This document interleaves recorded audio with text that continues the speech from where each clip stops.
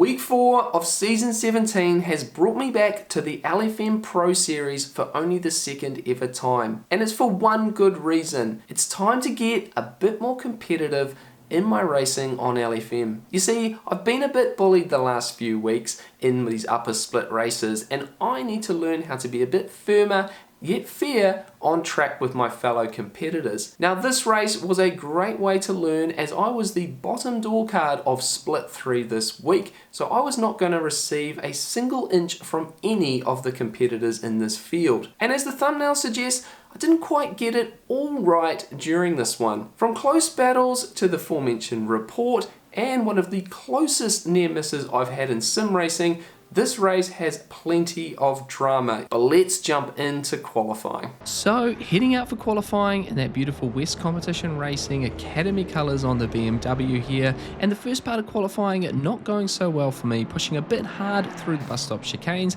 and we find the wall on the outside there of turn 5, but we're going to move into the fast lap here with 6 minutes and 30 seconds left on the clock. Now I was able to match my Ferrari best time in practice, and I need to improve on the 144.47 I'd set in the lap prior to match that time. Now the sector 1 is where the BMW is really strong around Watkins Glen. We've come up through the S's, we're up on that provisional best time from myself of that previous lap. Down the back straight now, full throttle as we approach the bus stop chicanes, and we're going to get nice and aggressive over that first curb and really hold on to it around here. Now Watkins Glen in general is a place that I'm still working out with the BMW, and it's the second and third sectors that are a bit weaker for the BMW compared to some of the other cars on the grid here. In fact, in a way, I felt the BMW was probably one of the weaker cars here, and I was certainly having to wrestle it around. My final sector time, for example, significantly slower than what I'm able to do in the Ferrari. But with the Pro Series being a series you need to choose one car for the entirety of, choosing the BMW for the upcoming races is a much better choice. So we're going to try and use the tools that we have here to make the best result as we can. Coming down to turn 8, quite an awkward corner this one, really understeery for the BMW, got to use as much of that exit curve as you possibly can. Up to turn 9, again, quite a tricky little corner, got to try to get the car squared up and on throttle as early as possible. And coming through turns 10 and 11 here to finish the lap, we are a little bit up on our last previous best time, so we're going to try and make an improvement here. Coming through the last turn for a similar gain, we're going to lose a little bit on the exit unfortunately, and a little bit of a misshift as we come towards the line, so we're going to put it down a 1 minute 44.305, and provisionally that is a P20. As you can see here, we are pushing on for the next lap, and unfortunately we are not going to get it right through the turn number 5 here, making a gain through the bus stop chicane, but overcommitting to the throttle here, finding the wall on the outside, and that ends our qualifying session. So a few tenths down on my best time in practice, and ultimately 1.5 seconds away from the pole time in this particular session. 23rd place on the grid as we move in to start this race. Now of course I am door card number 33, so everything off the bottom is a big bonus for me, and I'm looking for a nice safe clean lap 1 so that I can get into a groove for this 1 hour race. We get the green light and we're underway. Someone has already picked up a drive-through penalty, and that is a car that is behind us. So we make our way down into turn number 1. We have this orange Ferrari fly right up the inside here, door card number 10, and here's in fact the car that picked up that drive-through penalty. So he gets away, and I have been mobbed by a bunch of cars around the outside, just dropped me down the pack a little bit. You can see here on the replay, we've got a bunch of cars around the outside, and a poor exit from me lets that red Ferrari through as well. And we're going to move ourselves up through the S's and try and hold on to a position here. We've fallen back to P28, so much less at the back of the field, but a clean car, no incidences in front. Hoping for the same down the back straight here so we can settle ourselves into a rhythm for this race. We've got the Ferrari behind it with a bit of a run, but I cover the inside line, and that orange Ferrari finds himself on the outside grass. He spins out. He's now out of the picture for the race, particularly with that drive-through that he's picked up as well. So we're going to move up into that P27 position with the sun setting here at Watkins Glen, down towards the chute for the first time, and finding ourselves with a nice piece of racetrack here, which I can safely maneuver around the rest of this first lap. Now the red Ferrari, he's gone a little bit wide at turn number 6. Again, we're going to cover the inside line down into the hairpin here, the toe of the boot as they call it here at Watkins Glen. The BMW's found himself on the grass on the inside of that corner, so he's going to have a slow exit up and over the hill here. We're going to find ourselves on the outside of that BMW as we head down to turn 8, that awkward corner for the BMW with its understeer. Going to try and tuck in here, trying to get a bit of traction on the outside, but BMW's been able to get out there nicely, and he's going to be able to come across the nose as we head into turn 9 and hold on to that place. Again, we've got the Ferrari right behind us here, so I have to be really careful about car positioning, hoping not to lose another spot. We're going to get round turns number 10 into the setting sun, down to turn 11 and onto the front straight for the first time in race trim. 58 minutes to go, no damage to the car, and it's only going to get a little crazier from here. Moving on a few laps now, lap number 3, and as you can see, the situation is more or less the same as it was here. We've got the Ferrari directly behind and I'm following this BMW in front, but we've got a really nice big battle pack here. So one thing with the Pro Series, because you have so many drivers with a similar ranking, is that these battle packs are really large and lots of cars occupying a similar place on the track.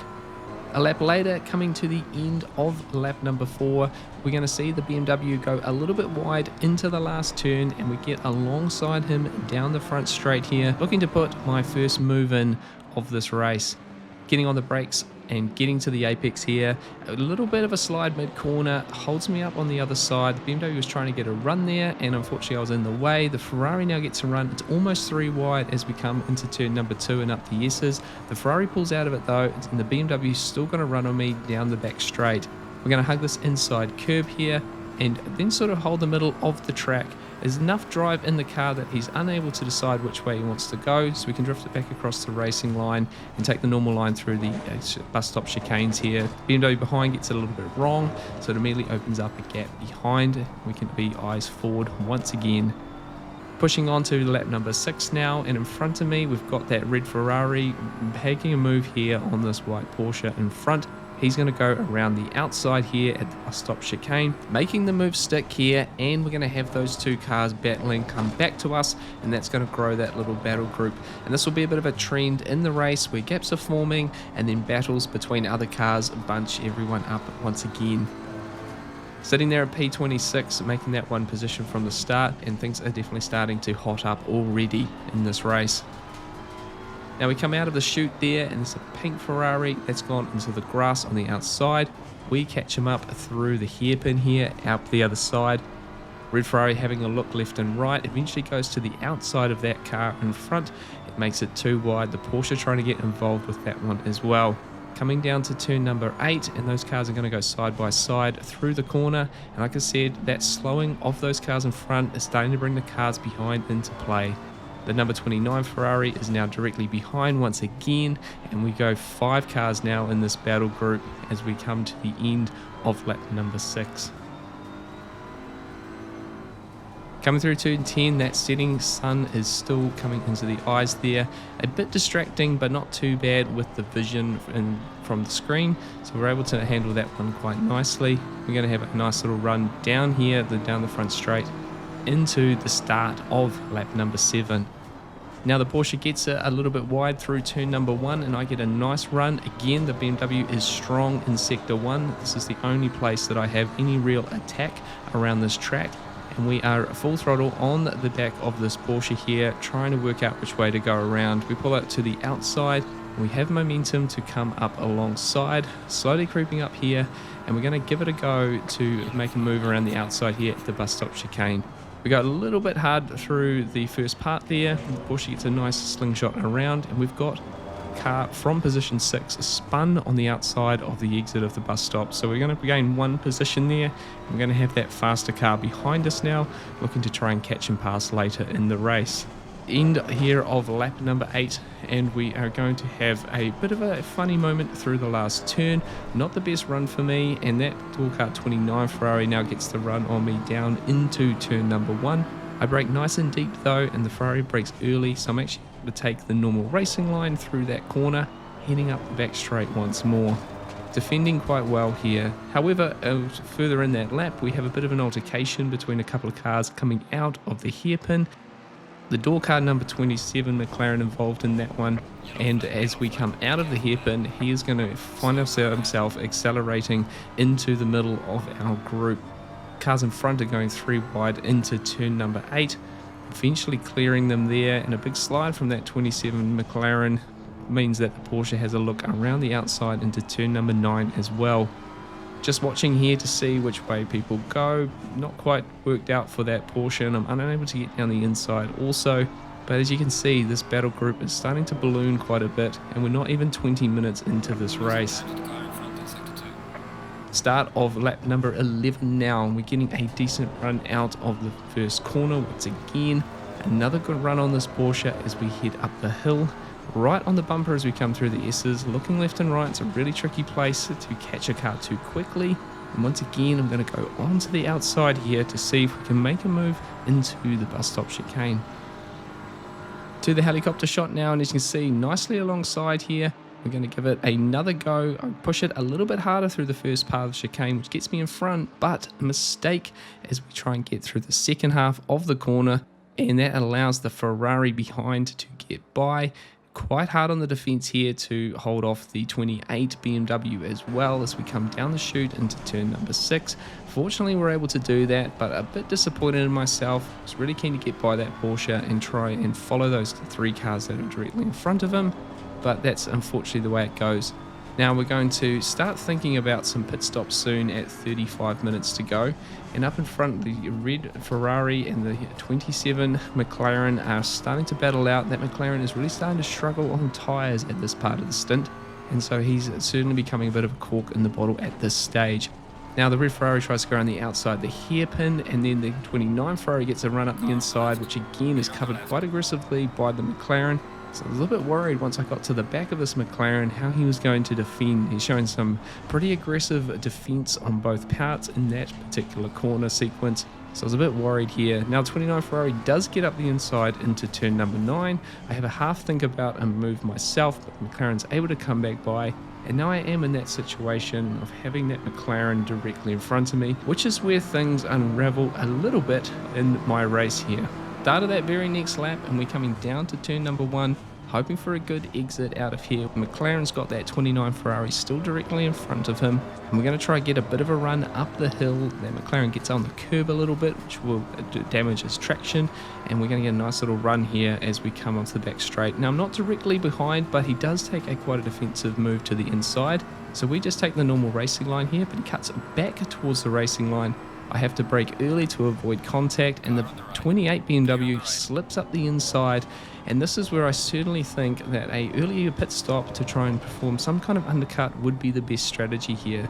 Now I'm trying to make a couple of adjustments to the tyre pressures. Unfortunately, I'm a little bit distracted. I'm still trying to get good at doing this on the fly, and that allows the number 17 red Ferrari to get a bit of a run up the inside here at the start of lap number 16.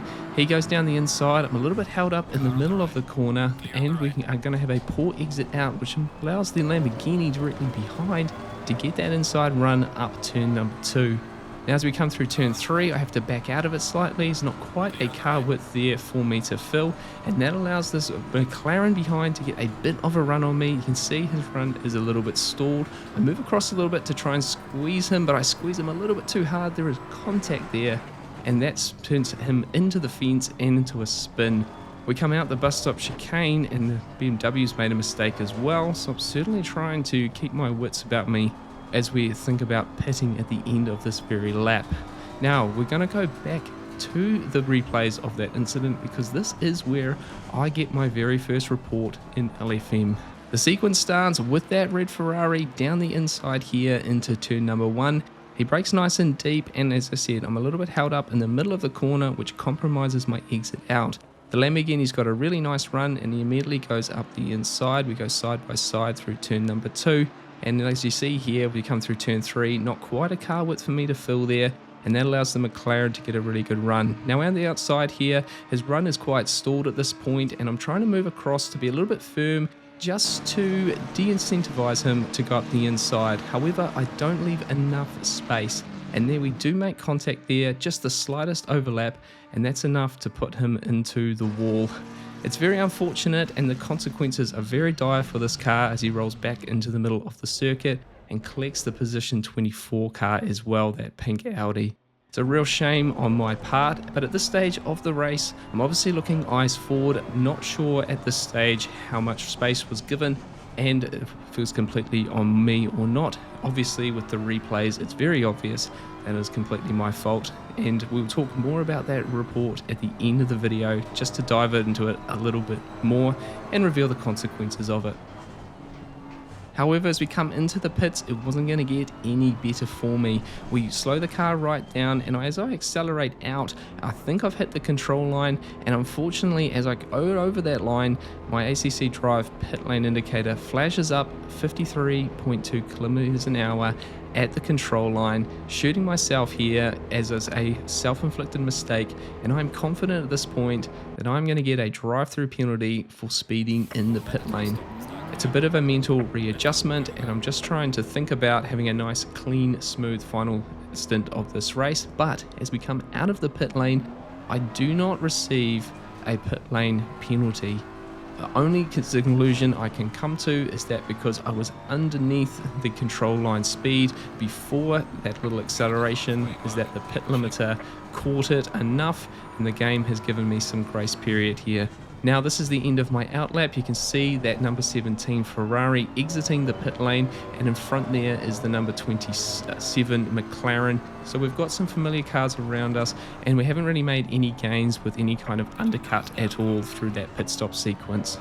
The net result of those pit stops is that I am left in position 26 here, with 19 minutes and 48 seconds left to go, having had a couple of pretty cruisy laps to start the stint off without any dramas, which was a real surprise. It was the first time in the race I had any peace and quiet. Now as we come down into turn 1 at the start of lap 23, the 17 Ferrari gets around the Aston Martin there of door car 31, and I now have a new car to chase. Pretty confident that this Aston Martin at this stage has pitted early, so we'll be struggling on tyres later through the race. Some of the other cars in front of me as well have skipped away, so this is pretty much my battle here at the moment, which I'm going to try my best to get around nice and cleanly. Again, the BMW is really strong through this first sector, particularly with the drive advantage I have on fresher tyres over this Aston Martin. Going to have a little bit of outside space here. This is probably what I should have done with that McLaren a few laps prior. Just enough of a pushover to de-incentivize me to try and file around the outside there. Aston Martin holding on to that one. A lap later, a similar thing here with not quite as much overlap as before, so once again I have to slot in behind. It's going to be really hard to get by this Aston Martin with a similar straight line speed as the BMW here at Watkins Glen. Another lap later, a similar story, a bit wide for that Aston Martin, this time with the added distraction of the number 25 Audi behind. However, he is a lap down, so I am ignoring him at this point. Get a much better run on the Aston Martin, as you see, and we're going to go side by side as we go through turn number 4 onto the back straight. But once again, it's not quite enough of an advantage as we come down towards the braking zone. And we're going to try our best to go around the outside, but it's already too late there. The Aston Martin squeezing up there easily with enough overlap to take the normal racing line. We're going to come down the chute here, and with 13 minutes to go, I'm really starting to run out of options and run out of firepower with the fresher rubber, hoping for a mistake here. As we come into turn number 6, I do get that mistake, fortunately. Aston Martin runs a little bit wide, drops those tyres onto the grass, which are really bumpy here at Watkins Glen. I'm able to get around the outside at the hairpin. It sticks the nose in a little bit. We open the steering out to avoid any contact, but with enough drive we're able to get up the other side nice and cleanly, and that Aston Martin falls in behind as we come down to turn number 8. And now the plan for the very next lap is to set a really tidy, as quick as possible lap to put some distance now between myself and the Aston Martin. We're coming up out of the S's now onto the back straight with a nice little advantage, and I need to keep this one going. However, lots of drama up in front, as you can see. I can see a car in the middle of the track, which I believe is stopped, but at the last moment he turns and we have to take extreme avoidance there to miss him. And I seriously cannot believe that I did not hit this car down the back straight. Now the first thing I'm going to point out is I should have been a lot more cautious as I approached those cars. It was full throttle until nearly the last moment, and I was far too aggressive in that regard. We come down to turn number 6 here, and that 28 BMW has been involved in that incident as well, with lots of front end damage, so we move up to position 21. Now let's unpack that, because it's quite a sequence. This is the battle pack in front, 4 cars, and the Lamborghini makes a small touch on the McLaren in the front, and he's all over the track. He collects all cars involved. BMW then gets that red Ferrari as well. And it's at this point here that I see him for the first time, rolling directly backwards. He looks stopped until the very last moment. All 3 of us behind take evasive action, and somehow we are all avoiding that incident. Now the big thing here was basically no brakes were being held by any of the cars up in front. And this last little movement here, I really am not sure what the intention of that was, but in the slow-mo you can see catching a little slide here and missing it by mere millimeters. Same with the Aston Martin and the Audi behind. How we missed that, I do not know. 10 minutes to go now, and at this stage, to be perfectly honest with you, I am keen for just a very cruising 9 minutes of motor racing. A lot has happened in the 50 minutes prior, but as we come towards the final turn, we have one final piece of drama here with that door card number 13 Lamborghini, which was involved in that incident prior. He makes a spin into the final corner, and he's starting to accelerate away here as I approach him at the start of lap number 29. In all honesty though, I wasn't necessarily motivated to try and make a move on this car. He'd already shown plenty of speed prior, and although I had good runs down the first sector most laps, he was quicker overall despite all the damage that he was carrying. With 6 minutes left to go, as I said, I was pretty keen just to try and find a nice clean way to finish this one, because at the end of the day, I've yet to pick up damage in this race through some miracle, so it would be nice to finish the race in that regard.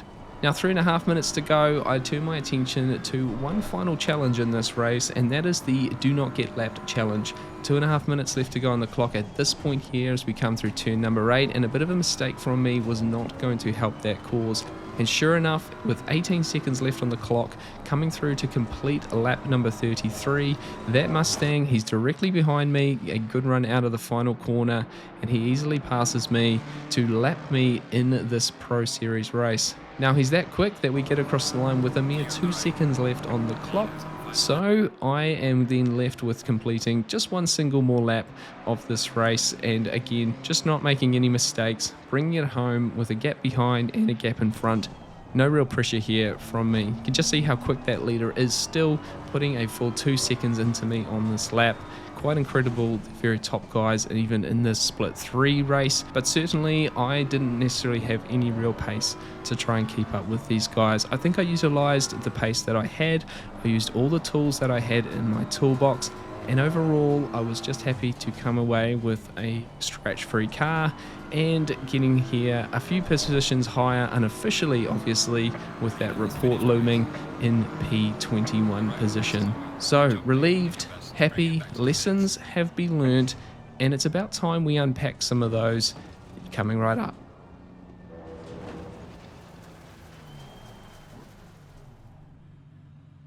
Now let's quickly talk about the report. This is the first time I've been reported in LFM, so this is a new experience for me. When you get reported, it will become the first thing that appears on your screen the next time you log into LFM. You get the details of the accident, what is described from that competitor, and all of the videos that they submit as well. And you more or less get the option of pleading guilty or not, referring it then to the LFM stewards. Now it's obviously very clear, as I mentioned in the video, that I was at fault for this incident. I immediately pleaded guilty to that, and the result of that penalty was a 0.45 safety rating reduction and a 10-second time penalty applied to the race, which took me from 21st position down to 23rd. Now overall, I do appreciate this reporting system. It's a nice way to settle that argument out on track, as it's very hard to do that during the race, and there's obviously no apology you can give that will undo the issue that you caused during a race. Also for me, it was a great lesson to learn when you are trying to learn the fine lines that are in place here when battling other cars. Sometimes I will get it wrong. I'll happily admit when I make a mistake and the consequence of that as well. In general though, I think this LFM Pro Series race was a bit of a win for me. Avoiding those accidents and battling other cars while not receiving any damage to the car, I think shows that I'm in a good space to continue to slowly learn some of the finer points of racing Pro Series, and I'm really hopeful that at some point a result will come my way. I really love the challenge of facing off the best drivers in LFM, and I've been a bit disappointed in myself that I haven't been doing more of these over the last few months. Obviously, I really want to know from you guys what you thought about all the drama of that race. Please, comments below, the good, the bad, the ugly. I will happily take your criticism, your encouragement, anything you want to give me. And I really hope that you enjoyed watching the drama as it unfolded. If you enjoyed this race, please give it a thumbs up, and if you are not subscribed already and you want to see me tackle more of these Pro Series races and beyond, please consider subscribing to the channel. Very much appreciate it. Hope to see you out on track in a nicer interaction, of course, and thank you so much for watching. See you in the next one. Cheers.